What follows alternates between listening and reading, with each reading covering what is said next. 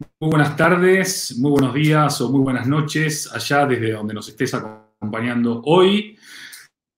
Es domingo, un día de aquellos en los que uno se dedicaba a pasear, ir a ver el fútbol, ir a ver las carreras. Hoy nos encontramos acá en casa. Afortunadamente hoy con muy buena compañía. Tengo el gustísimo placer, el enormísimo honor de introducir a un gran amigo, a un profesional como la Copa de un Pino, a un tipo que tiene la generosidad de compartir con nosotros un montón de cosas que vais a disfrutar. Don Iván Burgos Murillo, muy buenas tardes, ¿cómo estás? Hola, buenas tardes, Andy. Pues perfecto, ¿no? Disfrutando del honor de estar contigo. Qué bueno, bienvenido. Iván está trabajando en proyectos de futuro, ahora está como manager de Connected Cars en Porsche.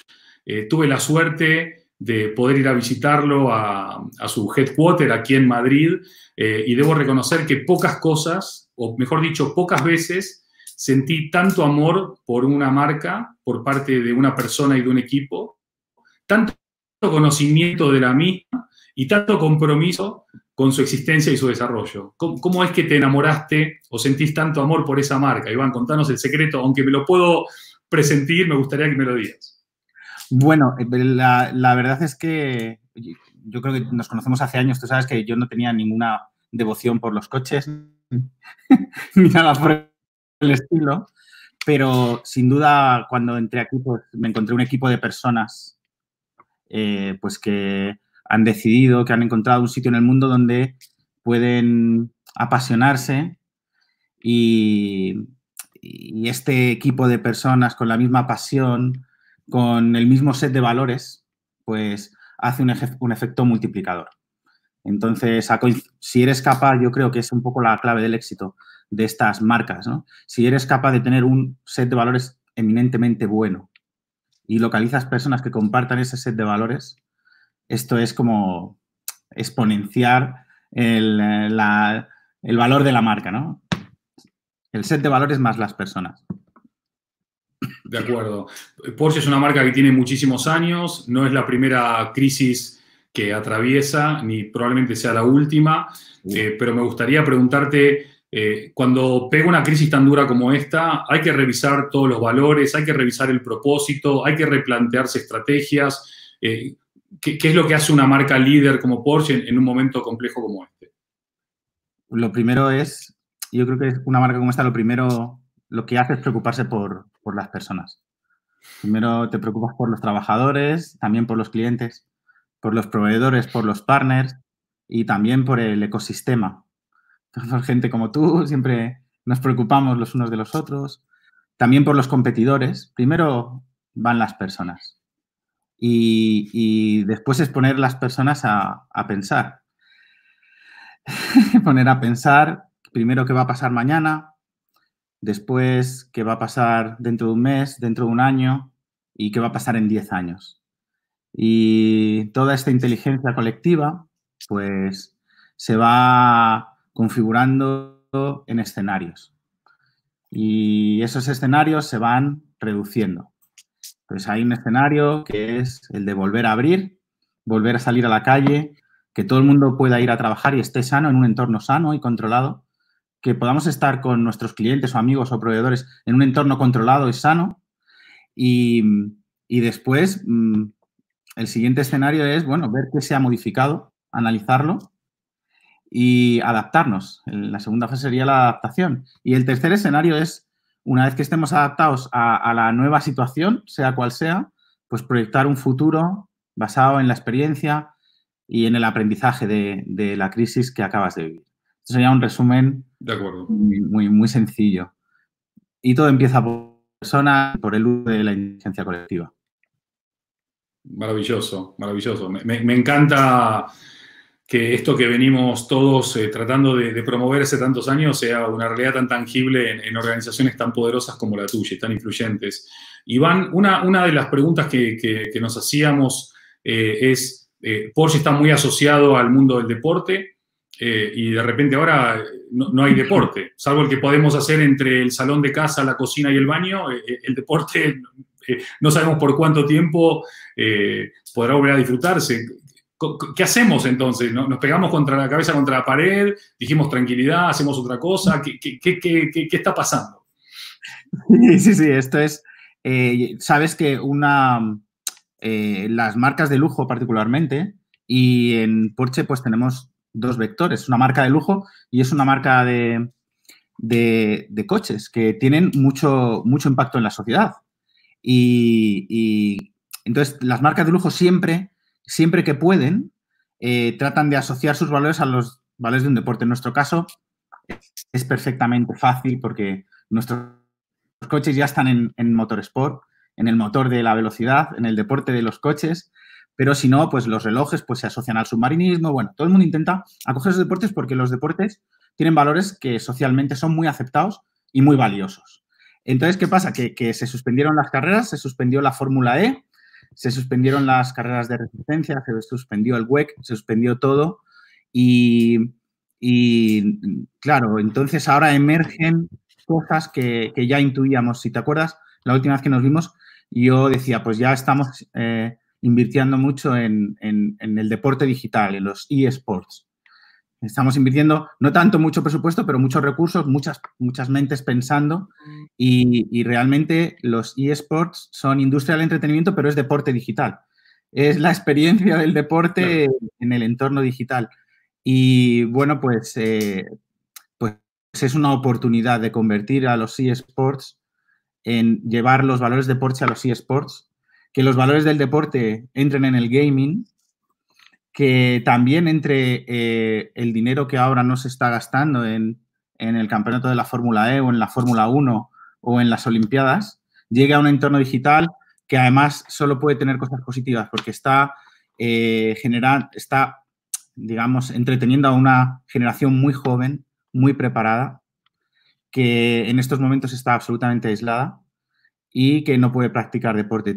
Todos los valores a los que no tiene acceso tal vez los vamos a poder, de una manera u otra, trasladar a un entorno digital. Y yo creo que la responsabilidad de las marcas es no solo entrar en los eSports para obtener lo que no obtienes ahora en el deporte real, que por otra parte es imposible tenerlo, sino también para hacer un trasvase de valores a un entorno donde hay nuevas generaciones y nuevos modelos de negocio que requieren también de la ética de las empresas consolidadas que llevan, como la nuestra, ¿no? 71 años trabajando un set de valores, afinándolo, reforzando, buscando ese tipo de personas que encajan. Pues la oportunidad de esto, trasladarlo a los eSports, pues es genial. Es genial, es genial. Indudablemente, me encanta que repitas la palabra valores. Creo que no existen marcas en el día de mañana que sin un set de valores potente, creíble y honesto y auténtico y ético puedan subsistir. Pero también me interesa conectar la idea de valores con una marca valiosa. Y una de las cosas que me llamó la atención cuando te pude visitar es el número de unidades vendidas por año en la península ibérica. Hoy no son muchos coches, ¿no? Entonces, vos con mucha sagacidad me diste una explicación de la diferencia entre cantidad, calidad y rentabilidad. Y me gustaría extrapolar esto que es de tu mundo, de esta industria, al mundo de las redes sociales, ¿no? Donde todo el mundo sigue creyendo, quizás equivocadamente, que cantidad equivale a ser mejor que aquel que tiene menos calidad. Refrescame un poco esto, sobre todo para los que no tuvieron la oportunidad de escucharte aquel día conmigo. Sí, pues realmente el sector del lujo, digamos que es como un soufflé. Un soufflé, tú sabes que le pones una cantidad de ingredientes y esto sube, pero llega a un punto donde si lo tienes en el horno más de lo se hace abajo, ¿no? Bueno, pues hay que fabricar el punto exacto que permita que el producto siga siendo deseado, manteniendo la máxima rentabilidad posible, porque, claro, el hacer un producto líder durante muchos años, porque tú que estás construyendo marcas continuamente, sabes lo costoso que es. Entonces requiere de muchos recursos y de mucho tiempo. Y no hay atajos. generar un branding potente es un consumidor de recursos tremendo. Entonces, este es el soufflé que hay que construir. Tienes que vender menos que la demanda, mantener la oferta por debajo de la demanda, mantener la exclusividad por las unidades, pero indudablemente por la calidad. El producto tiene que ser indudablemente de la mejor calidad posible y superando las expectativas de todos, de los competidores del mercado. Y luego tienes que tener una gran rentabilidad que te permita tener muchas personas innovando para hacer que la innovación sea el motor del cambio de los productos, de los modelos de negocio, también de las personas. Y esta empresa, pues lo hace perfecto. Yo creo que es el ejemplo. A lo mejor hay otros ejemplos, como en la industria que yo también he estado, en las telcos, pues Apple, ¿no? Puede ser, tiene con el 10% de la cuota, pues tienes el 30% de los beneficios y innovan, tal vez no tanto en el hardware, pero innovan en aspectos que son definitivos para que el producto sea deseado y respetado, ¿no? por los usuarios. Esta es un poco la clave. En cuanto a las redes sociales, pues hay algunas diferencias, pero pasa un poco lo mismo. Al final, yo creo que las personas tenemos una capacidad de consumir. Ahora no la han ampliado porque estamos en casa todo el día y nos han ampliado la capacidad de consumir. Pero tiene límites y nos volvemos muy selectivos. Al final, hoy seguro que a las 6 de la tarde había un montón de cosas que hacer. La verdad es que si has podido seducir a alguien para que nos esté viendo, tiene un mérito tremendo porque la oferta es tremenda. No conseguirías mejores resultados si hicieses, en vez de un live al día, si hicieses 3. Si no están asociados a la calidad que hablábamos, al set de valores que estamos construyendo entre los dos y que realmente tienen impacto. Cantidad sin impacto, sin propósito, no tiene una relación directa con los resultados. Hay oportunidades de que la cantidad sirva para aprovechar alguna oportunidad puntual, pero en el largo plazo, si esa oportunidad no hay detrás un propósito, pues se quedará en eso, ¿no? En algo puntual que sucede. Por eso hay a veces redes que empiezan y acaban en un año, contenidos que se ponen de moda un tiempo y desaparecen, pues por este efecto. Correcto. Muy bien, muy bien. Decime una cosa, Iván, ¿qué es esto de ser manager de Connected Cars? ¿Qué significa Connected Cars? Expliquémosle a la gente lo que es esto de los Connected Cars. ¿Qué implicancias tiene esto en el día de mañana para todos nosotros? La tecnología Connected Car es una tecnología que es parte de una corriente tecnológica más amplia, que es IoT, Internet of Things, o Internet de las Cosas, y que, bueno, básicamente, haciendo un resumen en muy pocas palabras y muy simple, pues es que todos los dispositivos posibles están conectados a Internet, generando datos y conectados entre ellos también. De modo que, pues por ejemplo, un vehículo pues esté conectado a todos los vehículos que circulan por la ciudad y obtenga información en tiempo real y procesada sobre qué está sucediendo en la ciudad para generar las rutas, por ejemplo. Este es un ejemplo muy sencillo, bien, pero también simplemente esa conexión de todos los vehículos de la ciudad, también para que la pila de datos que generan se ponga en un servidor y se deje a terceras empresas, digamos, que investigar los datos para poder generar aplicaciones de terceros, ¿no? Para crear un ecosistema. Ahora las aplicaciones que hay pues pueden ser información, son aplicaciones y servicios relacionadas con el tráfico en tiempo real, pero también con sistemas, digamos, de seguridad, ¿no? Podemos, a través de smartphone, desde cualquier parte del mundo, podemos monitorizar qué sucede en un coche.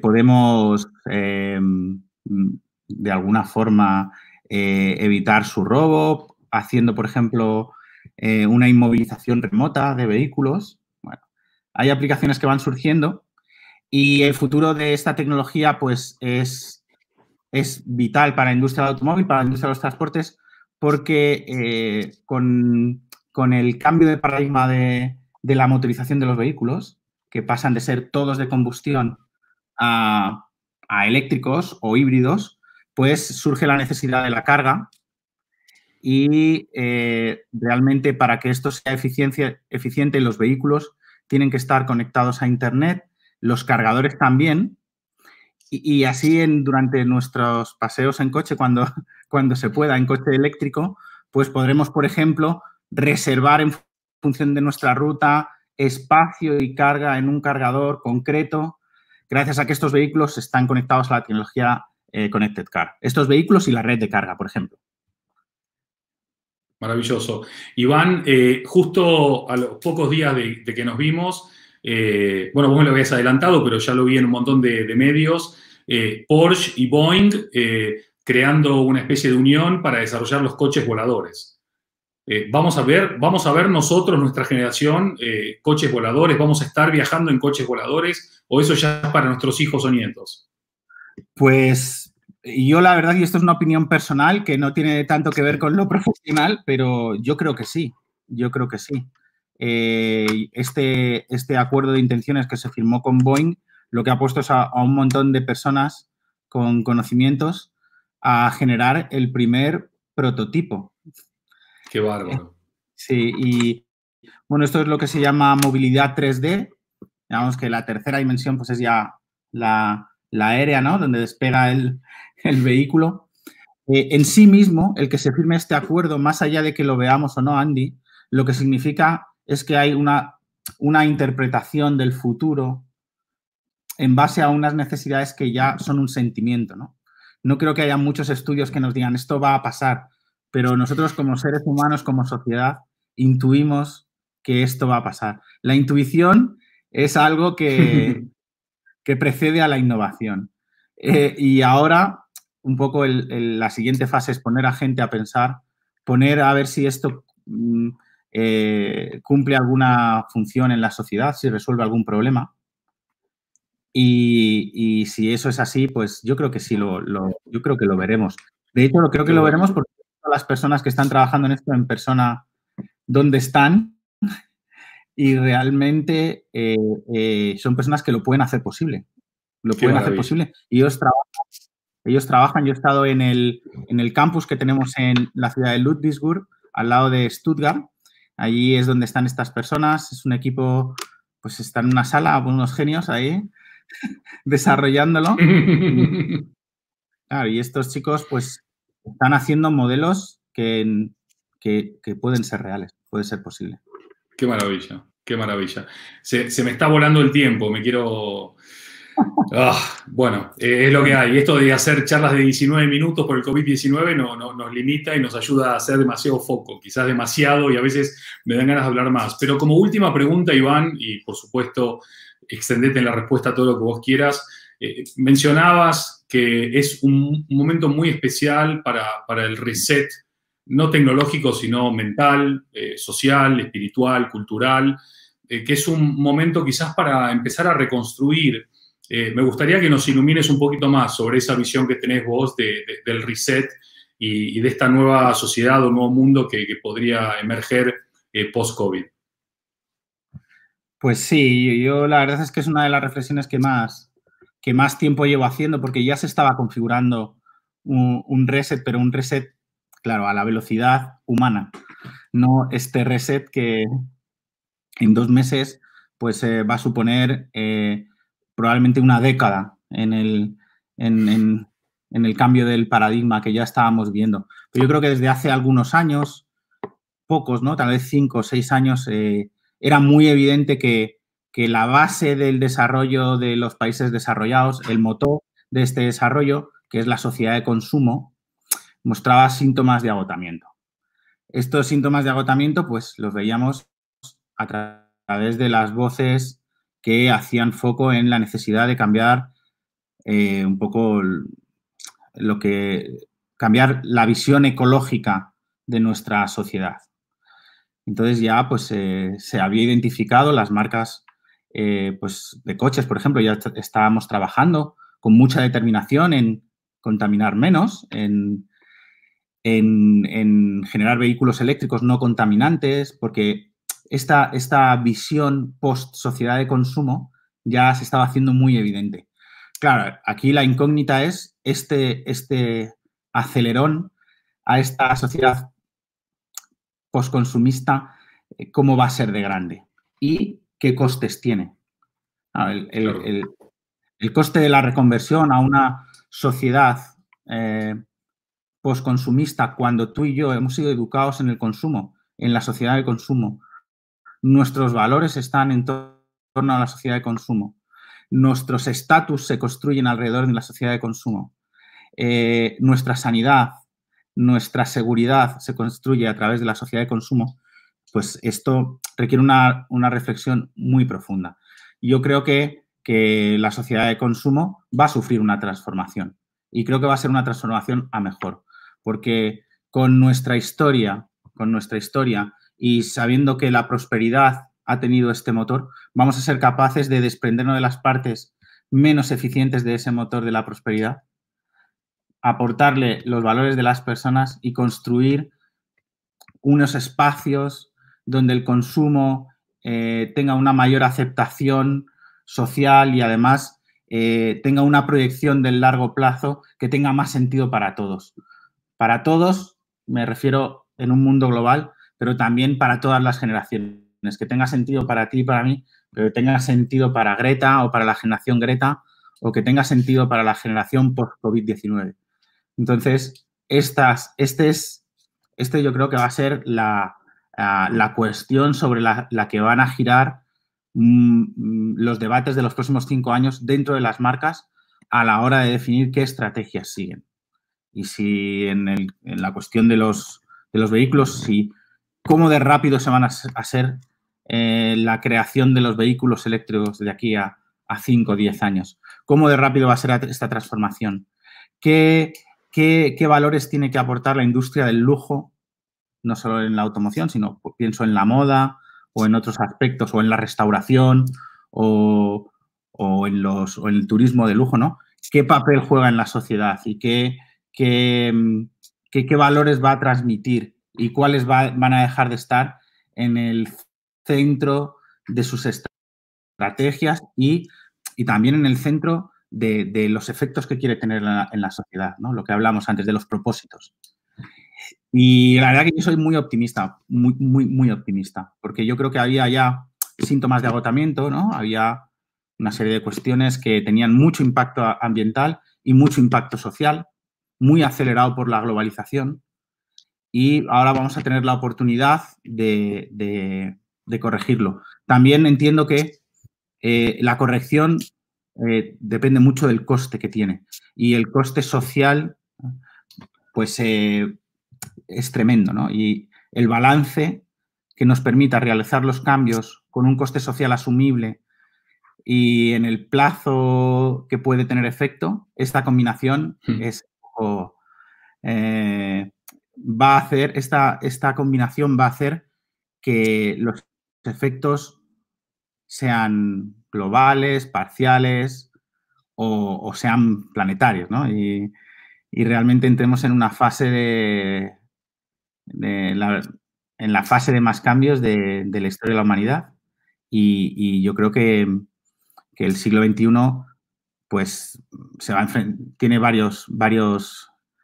coinciden varias situaciones únicas que no hayan pasado en la historia de nuestro planeta, al menos tal y como nosotros entendemos las transformaciones en una sociedad moderna, pero se junta este cambio en la sociedad de consumo. Se junta también una revolución energética que viene potentísima, ¿no? Con la generación de electricidad solar y la primera vez en la historia que te pagan por quedarte con un barril de petróleo, ¿no? Me pareció entender en las noticias. Te pagan por almacenarlo, ¿no? Así es. Esta revolución energética pues va a tener un impacto. Ahí a los que tengan tiempo para informarse, pues la ley de Swanson nos daría para hablar otras 6 horas, ¿no? ¿Cuándo se va a conseguir que tengamos energía solar libre, disponible? inexpensiva para todos, ¿no? Y bueno, ya hay reflexiones y hay la oportunidad de cambio increíble, ¿no? Y creo que la vamos a aprovechar, la verdad. Esta oportunidad nunca se había presentado. Qué grande, Iván. Un cierre de lujo para un tipo de lujo, un fenómeno. Enorme profesional, inmenso corazón, una cabeza prodigiosa, una empatía y una sensibilidad realmente admirables y una generosidad a prueba de balas. Así que yo con gente como Iván me voy al futuro, ya sea por tierra o por aire, pero me voy sin duda con un tipo como vos. Iván, 1.000.000 de gracias por tu tiempo, por tu generosidad, por todo lo que nos has inspirado y espero que tu visión del futuro con ese optimismo y esa energía positiva sea una realidad. Estaremos a tu lado para construirlo, para vivirlo y disfrutarlo. Que estés muy bien. Gracias, Andy. Un abrazo enorme, virtual esta vez. Ya no lo daremos en persona cuando se pueda. Sigue con esta energía y ayudándonos entre todos a compartir el conocimiento. Ya sabes que compartir el conocimiento tiene un efecto en las personas brutal y te agradezco mucho todo esto que haces. Un gustazo. Abrazo grande para vos y los tuyos. Nos vemos pronto y seguimos con más Totem Live mañana, mientras agradecemos nuevamente y despedimos a nuestro querido Iván Burgos. Hasta la próxima. Gracias por vuestra compañía. Gracias a vos, Iván. Adiós.